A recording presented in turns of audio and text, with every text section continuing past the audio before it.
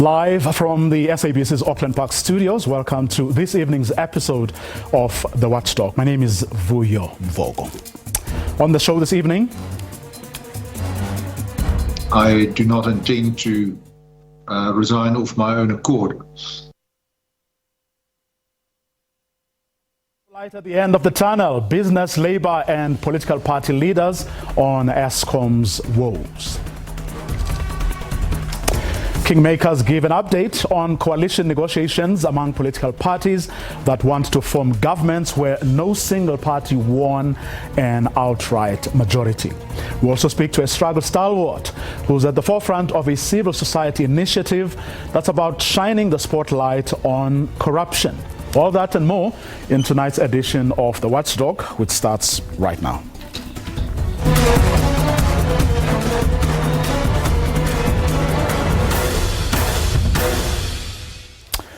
December 9 is International Anti-Corruption Day. Building up to that day, the United Nations is urging member states to support a 6-week campaign aimed at highlighting the role of key stakeholders and individuals in preventing and countering corruption, in line with the theme, "Your right, your role, say no to corruption."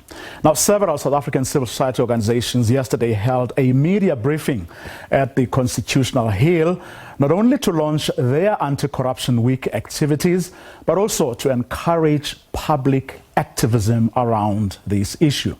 The Defend Our Democracy Coalition includes such organizations as Corruption Watch, the Ahmed Kathrada Foundation, the organization Undoing Tax Abuse, as well as the South African Communist Party.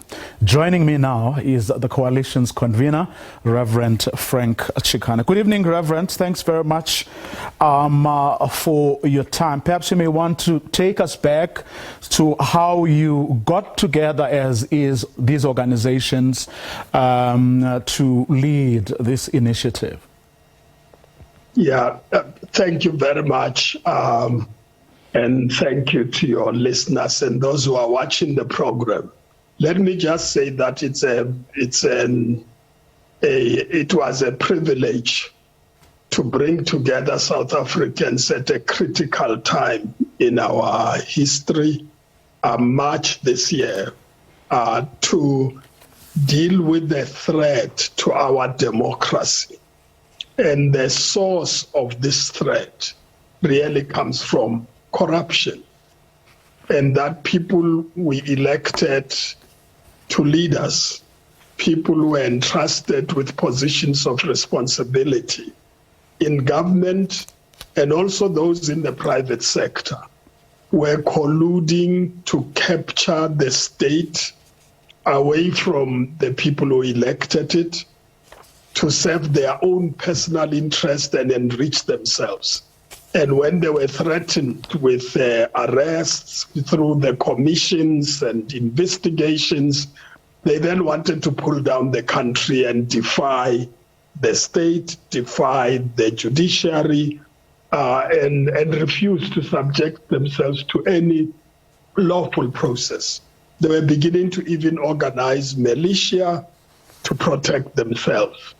And this is about corruption, because it is about stealing people's money, using it for personal gain. I mean, other people even buy cars. They have to find garages to store many cars for one person at the expense of the people.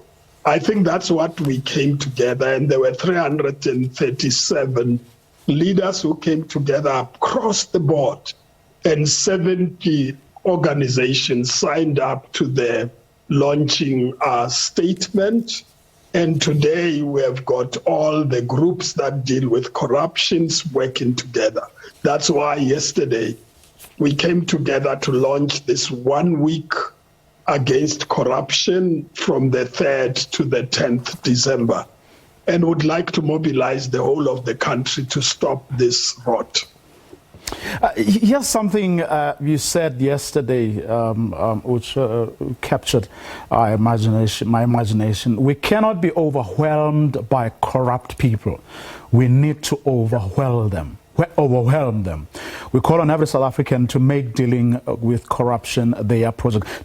Do you get a sense, do you feel that at some point, or perhaps this still continues to be the case, that the corrupt have tended to overwhelm us? Yeah, I mean, for the last 10 years or so, they took the country in our presence. I mean, it's now, public knowledge that, the intelligence services were captured. People were sent outside the country to be trained in sophisticated skills and capacity, brought back home, and some of them were demobilized with arms from the armory of the state, which can be accounted for, so that they can be deployed outside there. And some are within the police, some are within the army. And the plan was to capture the whole security establishment, to make sure that the establishment defends the criminals in this country who will be governing others rather than otherwise. And so you can see how much looting happened in Eskom, in Transnet.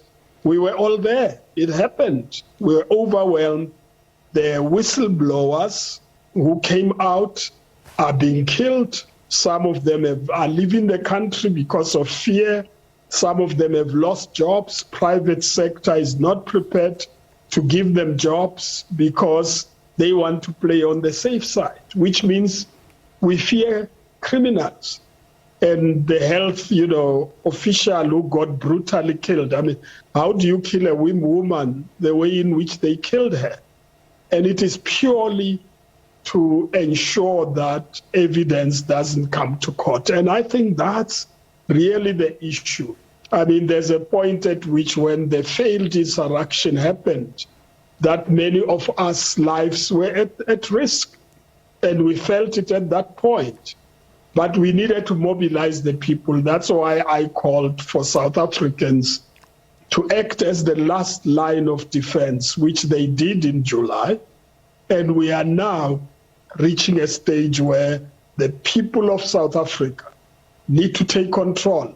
I mean, their criminals can't hide amongst us.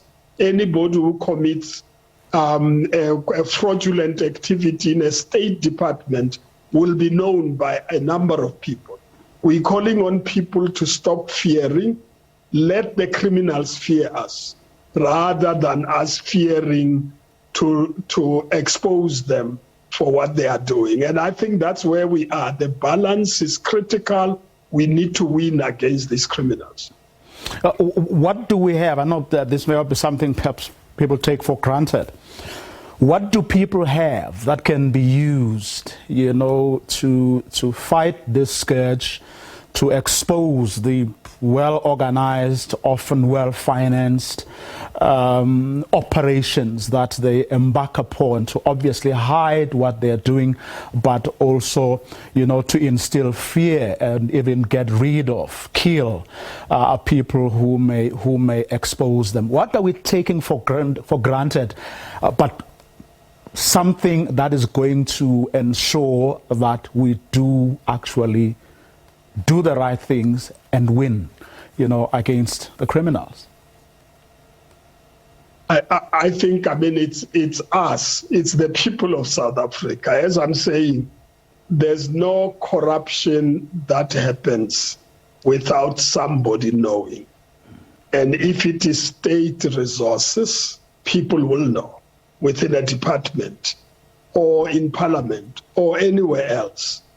We need to take it upon ourselves to expose this. But then we need, as a people, to then support the whistleblowers and make sure they don't become victims. Yesterday I said the business sector must come to the game. When a whistleblower is victimized, they should be able to give them jobs because they are highly skilled people we are talking about. But the real issue is that the state is supposed to deal with this matter.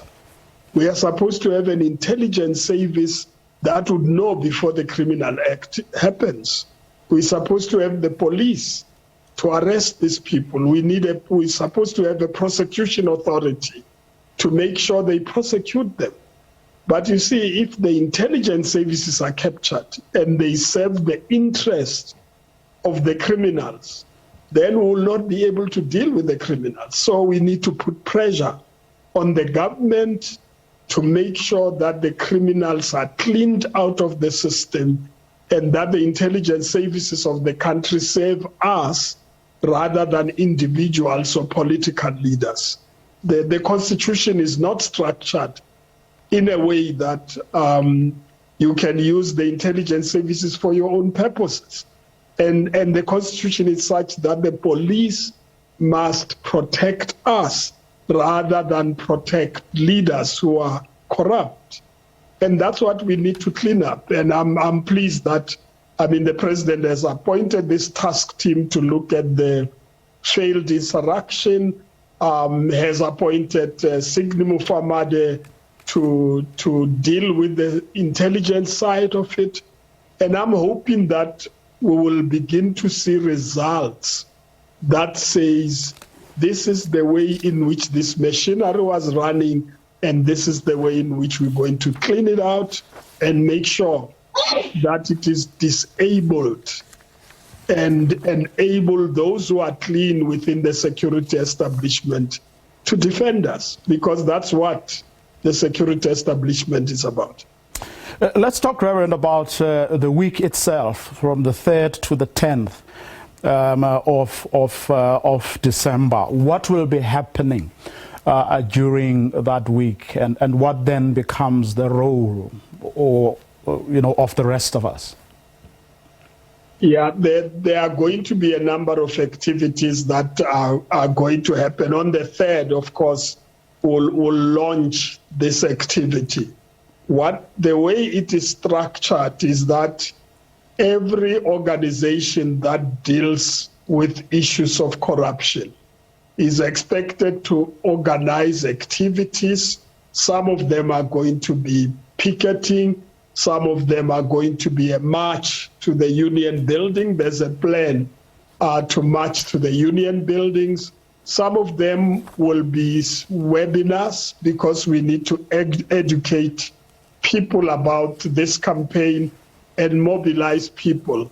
We're expecting regionally, like we have done with Defend Our Democracy, where regional activities happen, like in the Western Cape and other places. We're expecting that people like in Motse, for instance, who were represented yesterday from a community which has been robbed of money meant for water supply, and the money is gone, but the water is not there. We're expecting people in Giant Fairs, for instance, to say we have a dam here, but actually the pipes were laid, but there's no water. What has happened to the money? We call on South Africans, wherever they are, to engage in activities, and we've got a number that has been given. People are listing the activities. That's why we launched on time, so that people can plan, and will release the program in detail once we've got all the details with us. And that's where we're going to end this conversation for tonight. Reverend Chikana, thank you very much for your time. He is the convener of the Defend Our Democracy Coalition, which includes organizations like your Corruption Watch, the Ahmed Kathrada Foundation, the Organization Undoing Tax Abuse, South African Communist Party, and several others. From the 3rd to the 10th of December, the week-long events being planned and prepared for, and of course you are being asked to join, all in an effort to defend our democracy from the criminals. We're going to take a quick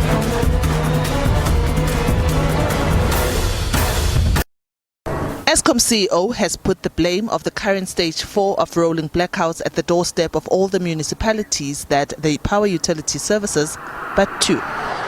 A recent new challenge that has reared its head, which is quite unfortunate, is that some municipalities have not played their role in implementing load shedding. And during stage 2 load shedding, we saw a number of municipalities either not abiding by their obligations to implement load shedding or implementing it only on a fractional basis of what their commitment should be. This has put us in a position where instead of the roughly 2,000 megawatts that we would expect from load shedding stage 2, that we had to deepen our load shedding to stage 4. South Africans and the economy have been battling with intermittent blackout, threatening the survival of many businesses. These latest rolling blackouts have South Africans so enraged that many are calling for De Ruyter's head. The Black Business Council says De Ruyter has achieved nothing at the utility and has made things worse. Asked if he would resign, this is what De Ruyter had to say. I do not intend to resign of my own accord. I think what is important to emphasize, though, is there's this lovely saying in English that you can flog a dead horse. You can even go one step further and you can change the jockey on the dead horse. But that will not necessarily solve the problem. And I think, given the current circumstances, it is probably more important to have continuity of management rather than to fall back into the trap that Eskom has been in over the past 10 years. De Ruyter also rubbished claims that he's sabotaging the economy for attending a conference overseas, leaving the country in utter darkness. He says rolling blackouts will remain a risk until new capacity of between 4,000 and 6,000 megawatts of power is added to the electricity grid. He once again reiterated that a lack of maintenance for many years has rendered the system susceptible to unpredictable trips. Eskom says rolling blackouts will be reduced to stage 3 from Wednesday morning at 5 o'clock, while stage 2 will be implemented from 5 o'clock on Friday and load shedding will be lifted on Saturday. Diabo Seto, SABC News, Johannesburg. Our calls continuing to mount for the resignation of the Eskom CEO. Energy Minister Gwede Mandashe was also asked of what he thought of that call. Here's what he had to say in Cape Town earlier today. If you look into the cost of load shedding, almost half of it happened in the last financial year under the current CEO. To me, that communicates a strong message to the CEO himself to appreciate that the cost of load shedding to the economy is unbearable.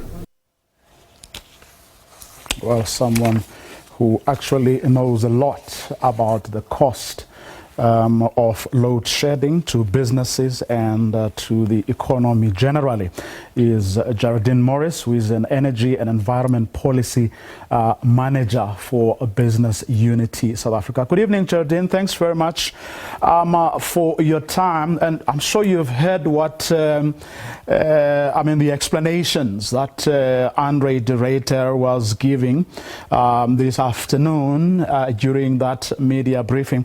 Just what you thought of the things he had to say in defense of Eskom and, of course, his own legacy. So, thanks very much, Wuyu. I think it's important for us to recognize that these are not new challenges. We've been experiencing load shedding for more than 13 years now. And we've had several promises, political promises from previous CEOs that they will stop load shedding. And where they have done so, it's only been, I think, for a few months at a time. And they've done so on the back of running plant well beyond what it's designed for, of deferring maintenance, key maintenance on the plant. In many cases, the half-life maintenance plant that was urgently needed. And all that's done is kick the can down the road. And we're now further along down that road. So we now have a situation where we will have load shedding, and the Eskom leadership that's currently in place is open about that. They've indicated that when the system becomes constrained, there will be load shedding to safeguard the system and avoid a complete blackout. And that we feel is responsible. We agree with the statements made by Eskom CEO that the only way that we will ultimately stop load shedding is to bring new capacity online. The plant absolutely needs to have the maintenance that's currently underway, and that will go some way to addressing some of the challenges we're experiencing, but we need new capacity to come online. And that is the responsibility of government. Through the procurement in line with the IRP 2019, we need to bring on, as again the CEO has said, between 4,000 and 6,000 megawatts of power in the short term. And that is what will help us get security of supply and affordable energy back online. So we have issued a statement where we support Mr. Director and his executive team, and indeed all the employees at Eskom who are working very hard in difficult circumstances. They are acutely aware, and we as business are also acutely aware of the impact that load shedding has on the economy and society, and we don't minimize that at all. I don't think anyone does. But it doesn't serve any purpose, we believe, to create instability at this stage. We need a stable team. We need people who are willing to make the hard decisions, the unpopular decisions, and the people who are willing to put the plan into action to once and for all deal with this issue, even if it means that it will take probably at least a few more years to deal with, just given the timelines in terms of building new capacity and bringing it online in the procurement processes and things that need to be done. But it is still decisive action, and we now need government to come to the table as well and take decisive action. We need business community at large to also come into the fold and help. What can we do to help alleviate this crisis? How can we bring additional capacity online sooner that we can feed into the grid, or at least help alleviate the demand for power? So this is really a collective effort, and that's the response it needs, a collective response. Do you have confidence, though, in both Andre de Ruyter and his management on the one hand, in other words, their ability to do the right things and take the right decisions going forward, however many years we're going to be putting up with this, with the load shedding? And on the other, do you also have confidence in the government processes that are meant to facilitate for the bringing in of new capacity? Yes, I think government has, again, shown an indication that they are working towards this. I think there are also some constraints that need to be addressed to accelerate the rollout of the IRP, as we say, all the procurement programs, and bring them forward. And we are working with them, engaging with government again to see how we can help, if there's any way that we can help to relieve any of those constraints or unblock any of those constraints. But certainly I think government has again expressed a recognition of the challenge and the need for action, for us to deal with this crisis decisively. Taryn, among the people who have responded, so far to, I don't know if you were able to listen to that package, Diawo's package earlier. You have organizations like your Black Business Council who say, he has achieved nothing at the utility in the period that he has been at the helm, and some other people going further to say, he shouldn't be explaining to us or telling us, or repeating what he's been saying all over. The reason he is there is to precisely deal with the challenges he's talking about, and not to keep telling us about them. Do you think they are being unfair? I think there is a enormous collective frustration from South Africans, private citizens and business as well, and I think that's completely understandable. So I wouldn't say they're being unfair. I believe that Mr. Dorita and his team are doing the work that they are there to do. They are dealing with the maintenance backlog. They're working through the corruption. So I think there is action. I think it's maybe not fair to say that he has not done anything or his team has not done anything. But we do not, in our everyday lives, always see or feel that. We're sitting in stage 4 load shedding. While matrics are writing exams is a point that people have been making quite strongly, and that is unacceptable on many levels. But I think we cannot put the blame squarely on the current Eskom leadership, and I think that's the point. It's certainly our view that they are more so than some previously Eskom leadership groups, really putting their shoulders to the wheel to get through the work.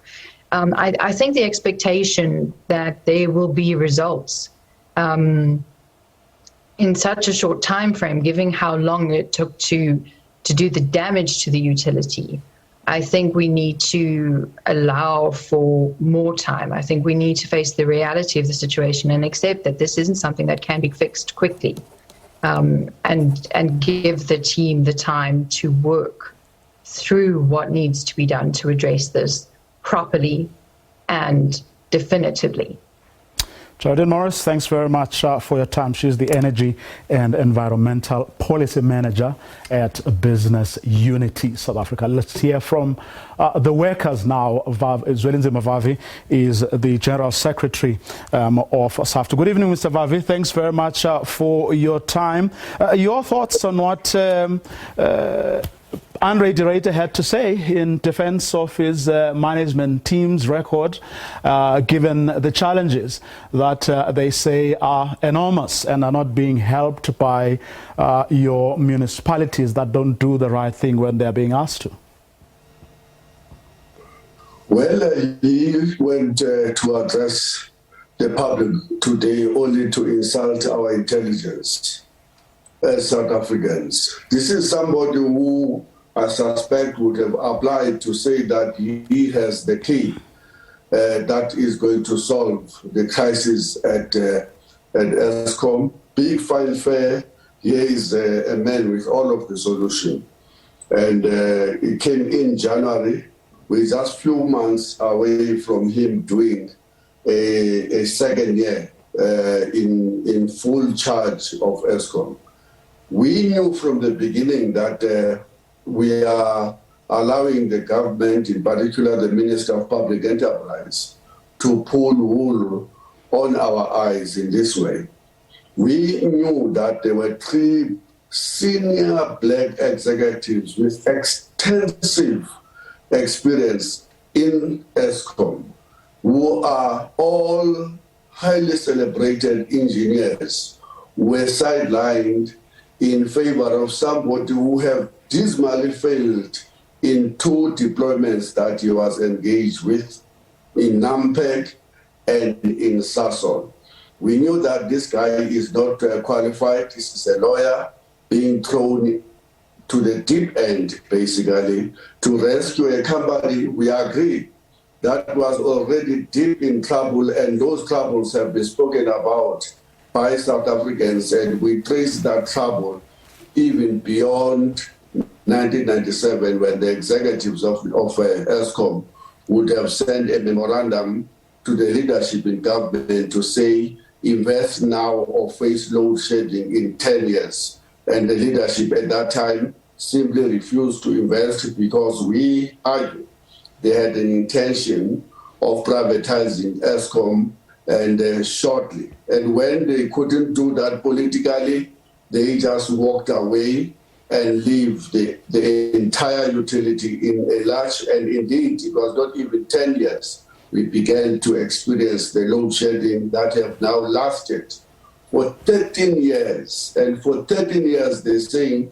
they have been working non-stop and they've been spending sleepless nights in trying to solve the problem. We argue that if they have not been solving the problem for 13 years, then we don't know what does this spending sleepless nights in solving the problem, as the president was arguing yesterday. In our view, the Director have failed South Africans, have failed Eskom. The board of Eskom have simply dismally failed to manage the ship out of the deep waters. The Minister of Public Enterprises have failed the country badly, and that all of those three must be shown the door without any further delay. So, Vavi, thanks very much for your time. He is the General Secretary of the South African Federation of Trade Unions. Well, from that voice of organized labor, let's hear what political party leaders had to say as our journalists asked them what they thought of what was going on. Load shedding kills jobs, it prevents people from running their businesses, and it hurts our economy, and it inconveniences and devastates the ordinary lives of South Africans around the country.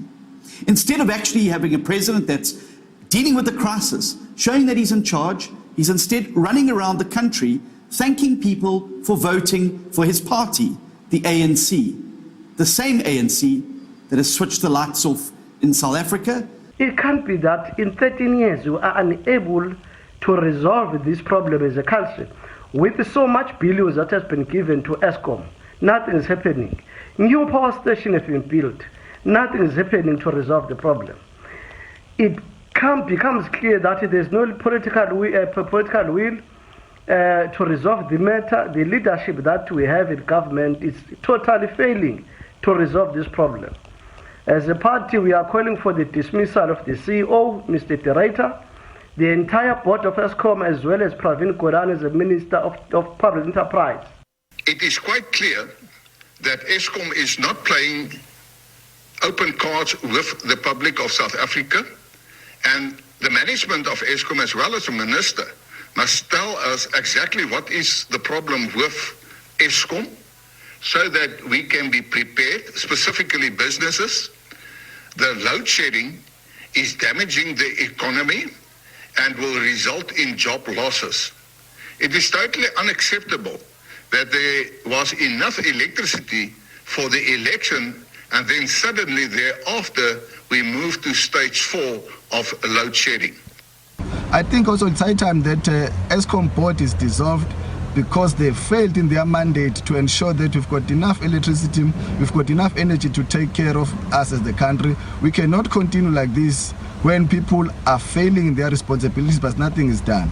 President Cyril Ramaphosa must fire the minister Pravin Gordhan immediately because he is the political head of the department. So he must be fired and take full responsibility for what is happening in our country.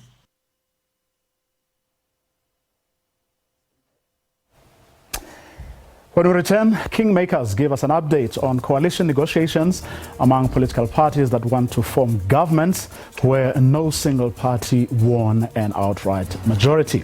We speak to Action SA's national chairperson, Michael Beaumont, and the leader of the Patriotic Alliance, Gayton McKenzie. Don't go away.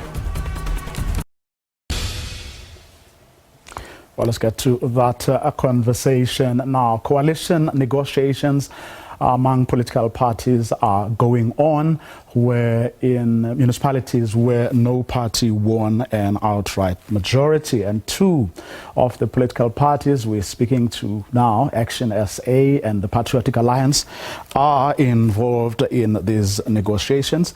Let's welcome Gayton McKenzie and Michael Beaumont. Good evening, gentlemen. Thanks very much for your time. I'm going to start with you, Michael, if I may.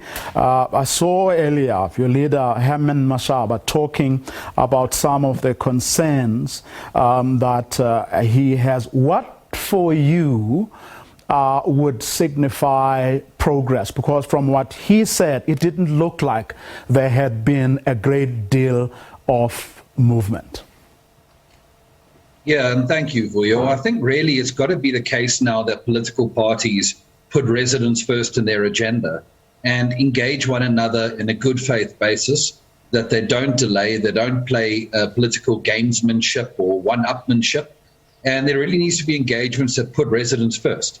You know, we're approaching council meetings next week, and if we are going to honour what appears to be a request by the residents that coalitions are formed that keep the ANC out of government, then we need to move quickly to do that. How would you describe the past few days? Have there been any meaningful advances towards your party? There has, and we were open about that in our press conference today. So we've been engaged by the DA and we've been engaged by the EFF. I don't think either of those proposals are anywhere near finality, and Action SA will be engaging further to explore those proposals and engaging other political parties that continues on a daily basis so that we can examine how exactly arrangements can be pulled together that are stable and produces the services that residents are looking for. Gayton, what has been your experience? Thanks for having me, and thank you to the listeners and viewers. Now, our experience has been one of being busy. We've been having discussions with various political parties, including the ANC, including the DA. Tomorrow we're meeting Action SA and Freedom Front Plus. Our approach is a simple one. We speak to everyone. We don't have that to say we don't speak to this party or we don't work with that party. You know, we don't have 50 plus one. So if you don't have 50 plus one, you better be humble, man. You can't be arrogant and say, I don't want to speak to this. We have no time to go sit in opposition benches. We want to be in government. We want power. Because our people don't have the luxury to work for jobs for another 2.5 or 5 years. So we speak to everyone that can give our people jobs, that can give our people opportunities. So we will speak to everybody that want to speak to us. You know, here's something that the former mayor of Nelson Mandela Bay had to say on our sister program Full View a little earlier about what he observed. And you would know about, especially you, Gayton, would know about this because, I mean, you had a councillor in Nelson Mandela Bay who seemed to be giving those guys, you know, some trouble there, if I put it like that. But take a listen to what Athol Trollip had to say about his own experiences in Nelson Mandela Bay when he was mayor there for the Democratic Alliance. Coalitions are a thing of politics the world over. And the reality is that the major party or the majority party or the biggest party in the coalition gives the direction.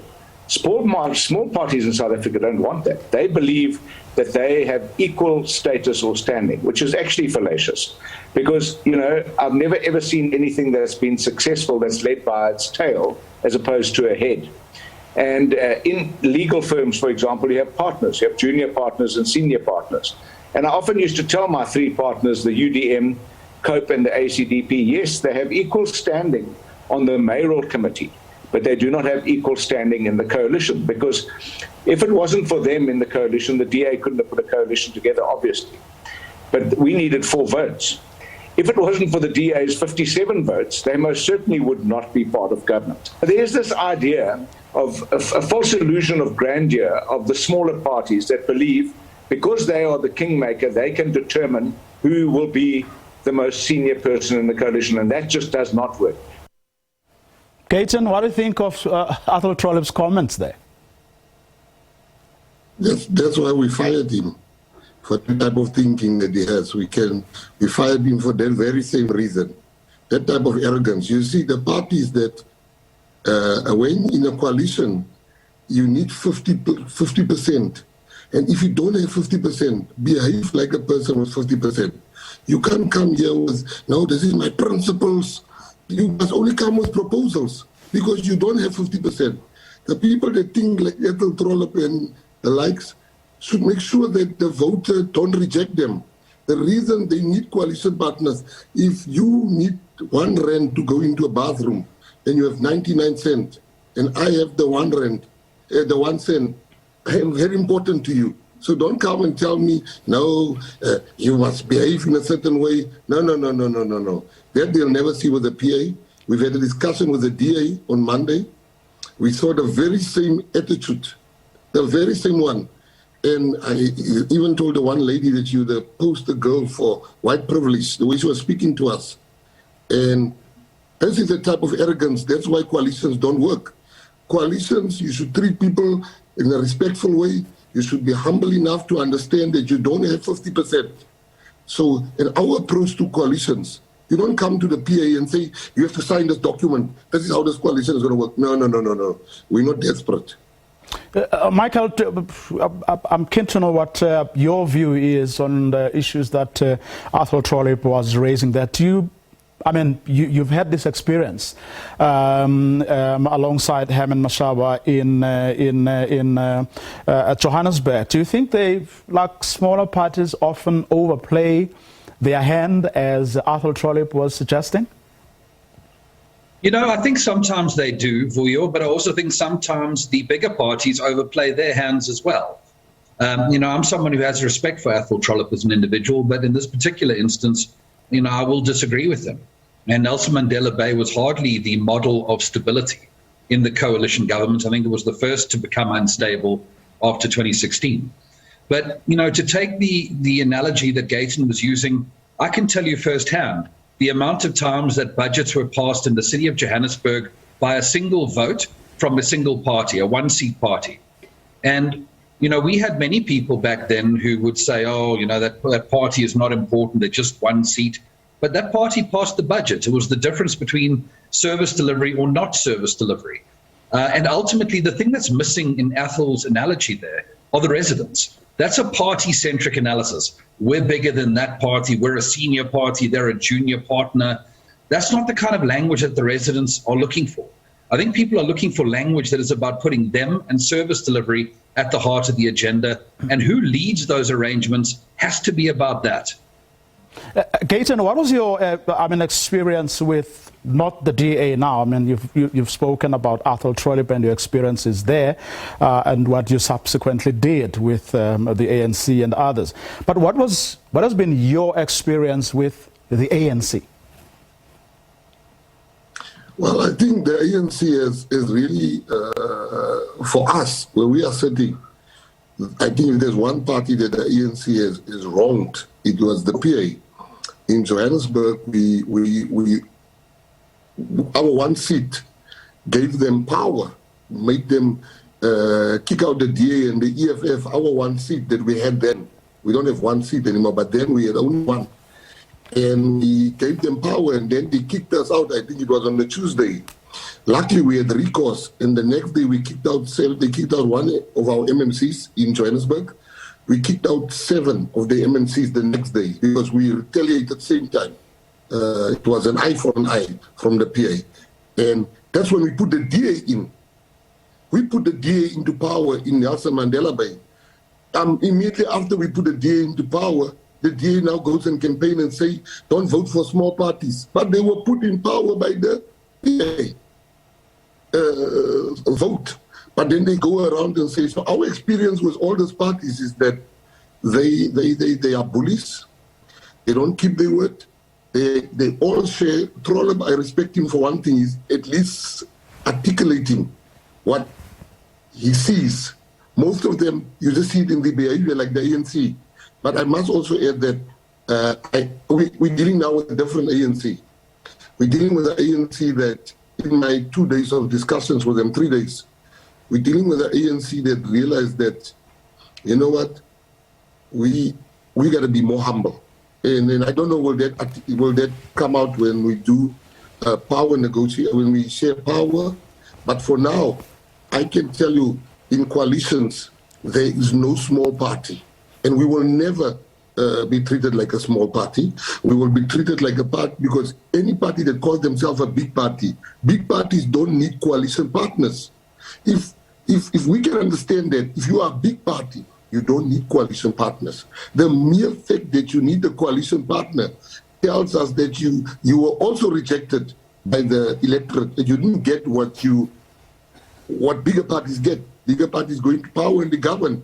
When you need coalition partners, but I'm also not saying that, of course, people want you to, if you have one seat, they want you to have one seat demands. You want you to behave like, oh, give me, no. I know the importance of value. The value that I bring, that my one seat bring, it might be one, but it changes governments. It brings value. Now, if you understand business, you will understand that one seat might be one seat, but what is the value of that one seat? Now, we behave not according to the numerical value of the seat, but because we behave according to the value of it. One seat pass a budget. One seat can change a government. So why, if that one seat is so important, why should I behave like we are not important? Am I correct in deducing from what you said that you have had a much better experience in your conversations with the ANC than with the DA? Oh, definitely. I mean, we've been meeting. The people that said they're not going to speak to us, like I saw one clip where somebody said me that the Freedom Front Plus said they will not speak to the PA. That's only for TV cameras. But you see, that is what I said at the beginning. People say they will not speak to this one. At the end of the day, all political parties love power. That is a fact that they don't want to admit. They will say something now, and then next week they said they're going to talk to the PA. Now they're talking to the PA. So to answer your question, we've met with the ANC, and I can tell you, we had meetings, and those meetings was probably the best meetings I've ever had with the African National Congress. And we've had fights. Now, for me to come out here today and say those meetings were really cordial, respectful, we listened to each other, we fought about issues, but we have not agreed on things. We've agreed on certain things in principle. But my best meeting thus far, our best meetings thus far has been with the ANC. Our meetings with the DA was a disaster. Michael, Herman Mashaba has been adamant you're not interested in the ANC. He gives all the reasons, corruption, the past, and all that. Do you still maintain that position as a party? Are you not going to talk to the ANC at all? Absolutely, Vuyo, and it's something we stand by 100%. It really comes down to the fact that local government is a very practical environment, Vuyo. So our position is that Action SA cannot solve the problem of local government by partnering with the cause of that problem, which has been the ANC over many, many years. And in real terms, what is going to emerge in government is that you will suddenly find yourself in a scenario where you have to live up to your commitment to fight corruption. You will have to investigate that corruption, and you will find yourself investigating people that you would be calling a coalition partner. And you would then be facing a choice of doing what is right and acting, and the coalition falls apart, or doing what is wrong and not treating it without fear or favor and doing what the voters have required of you. And that is the danger of taking a we will govern with anyone approach. And that Action SA won't be taking that approach. We will be working with any other political party that can engage us on our values and on the agreement that we have laid out that we are open to amend based on what they bring to the table. But there does have to be some boundaries, because when Action SA was formed, it was formed on the voices of millions of South Africans that said, be an alternative to the ANC. For us to go and take that and partner with the ANC would be a violation of that trust. Have you been asked to avail Herman Mashaba for mayor of Johannesburg with the view to then working with the other parties, or helping the other parties like your EFFs, for example, in Tshwane? What has been put before you? If you don't mind, Vuyo, our commitment to being open and transparent does require at first that we receive these proposals and have some time to digest them. I think you've got to appreciate that coalition negotiations will not lead to coalitions if, we are just, putting out there immediately what has come in before we've had time to engage and digest that information. But we have committed to a transparent process, and in the days that follow, we will put forward all of that information, including the kind of coalition agreements that arise from it. But at this stage, the coalition negotiations have been very broad. As I've indicated, they've come from the DA and they've come from the EFF. But both of those proposals have been very high level, very broad, and they leave a lot of questions that require further engagement. So it'll be very difficult to say more than that right now. Would Herman Mashaba settle for anything less than being a mayor in Johannesburg? Absolutely. I think Herman Mashaba is going to settle for whatever's going to be best for the residents of Johannesburg and the other municipalities that we have contested. And Action SA will continuously put on record that the issue of positions must come second to the issue of a common service delivery program of action that political parties can agree to and implement to the benefit of our residents. That has to come first. The positions must come second. Well, if that is the case, then why would you have a problem with going to bed with the ANC if the bottom line is or should be about, servicing the people? So you can come up with a document, have an agreement that says this is the bottom line. This is what we want to deliver for the people. This is how we're going to do it. It shouldn't matter then who they are or what their past says about. No, I understand where you're coming from, Vuyo, but a document is not going to change the fact that the ANC has a track record which has demonstrated that it does not prioritize residents, that it is not a capable state that will deliver services to all the residents of a municipality, and that while it says on paper that it will fight corruption, it does quite the opposite when it is in government. So putting things on paper is one thing, but partnering with an organization that you can have confidence is going to work to deliver what's on paper is an altogether different question.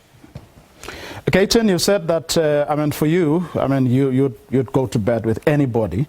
That doesn't matter to you. But are there certain things that you're going to insist on? Yeah, there's certain things we're definitely going to insist on. The things that we've promised in our manifesto.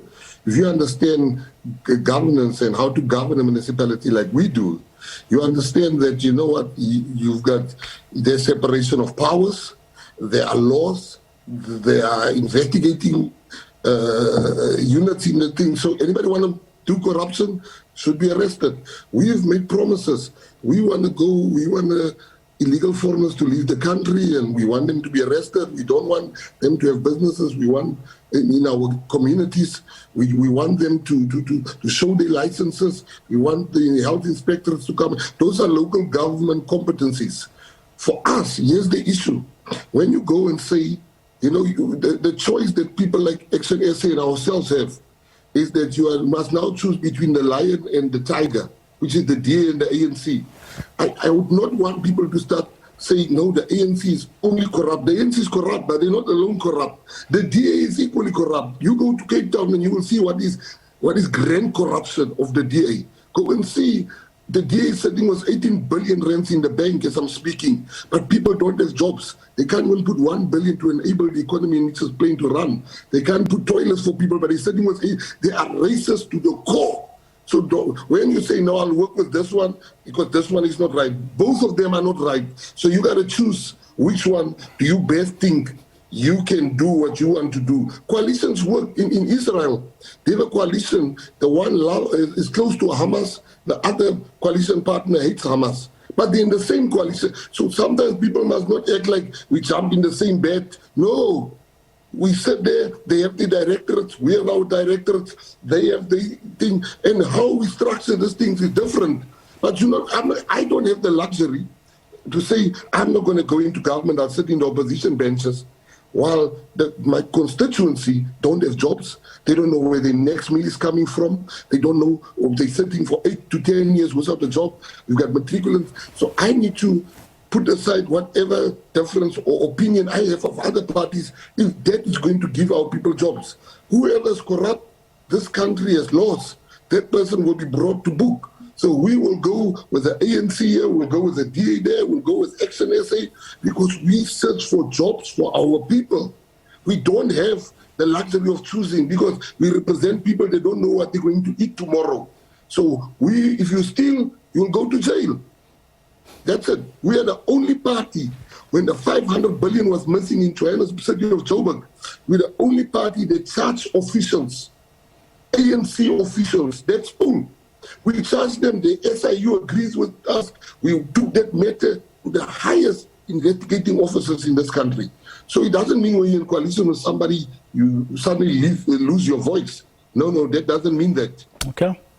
That's where we're going to leave it, gentlemen. Thanks to both of you for coming through this evening. Gayton McKenzie, who's the leader of the Patriotic Alliance, Michael Beaumont, who is the national chairperson of Action SA. And that's our show for this evening. To join us again tomorrow evening, 8 o'clock sharp. Have a good night.